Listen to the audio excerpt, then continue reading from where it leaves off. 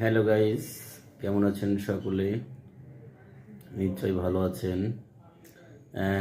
শীতের একটা বার্তা দেওয়ার জন্য আপনাদের কাছে আমার এই ভিডিও। এত যে ঠান্ডা পড়ছে এই বছর, আজকে প্রায় 4 দিন ধরে খুবই শীত। তো যাই হোক, সকলেই ঘরে থাকবেন, ঘরের বাইরে বেশি একটা বের হওয়ার চেষ্টা করবেন না। লেপ, খাতা, কম্বল যার যেটাই আছে সেটাই করে ভারী কাপড় চোপড় পরে থাকবেন, কারণ ভীষণ ঠান্ডা পড়ছে। এই ঠান্ডার মাঝে বাচ্চা এবং বয়স্কদের বিশেষ করে সমস্যা দেখা যাচ্ছে। বাচ্চাদের ডায়রিয়া, পাতলা পায়খানা ধরতেছে। বাচ্চাদেরকে অবশ্যই কোনোভাবেই যাতে ঠান্ডা না লাগে সেদিকে খেয়াল রাখতে হবে। আর বয়স্ক যারা আছেন তাদের প্রতি খুবই সতর্কতার সহিত তাদেরকে রাখতে হবে।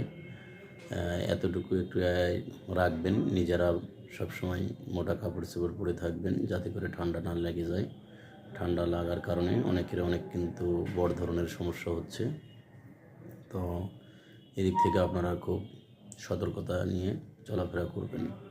অযথাই বাজারে, হাটে বাজারে ঘোরাফেরা করবেন না, ঠান্ডা লাগাবেন না। কাজ শেষ যথাসময় বাসায় চলে যাবেন, পরিবারকে সময় দিবেন, বাচ্চা কাচ্চাকে সময় দিবেন, ভালো থাকবেন। সবাই ভালো থাকবেন। আসসালামু আলাইকুম।